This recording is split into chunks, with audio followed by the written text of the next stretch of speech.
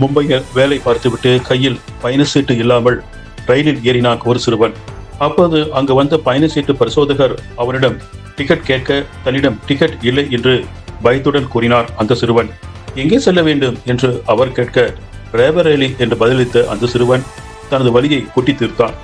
வேலை பார்த்த இடத்தில் முதலாளி தன்னை கொடூரமாக அடித்ததாகவும் கையை சூடு வைத்து சுட்டுவிட்டதாகவும் வேலை செய்ததற்கான சம்பளம் கூட கொடுக்காமல் நடுத்தருவில் துரத்தி விட்டதாகவும் கண்ணீருடன் கூறினான்.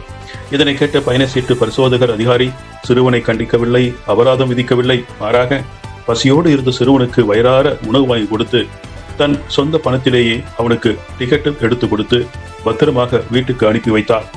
வெளியே உறவுகள் சூழ்ந்த உலகமாக தெரிந்தாலும் ஒவ்வொரு மனிதனும் தனிமையிலும் வலியிலும் தான் போராடி கொண்டிருக்கின்றான்.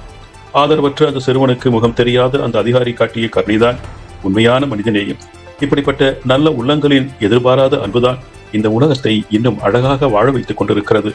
மனிதநேயமிக்க டிடிஇ சாருக்கு ஒரு மிகப்பெரிய சல்யூட்.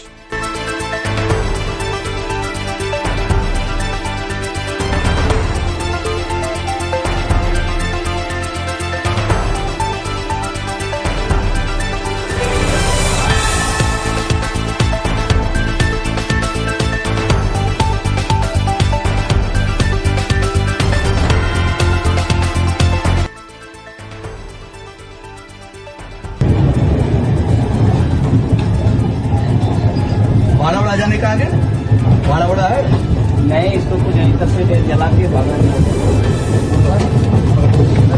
अरे लोग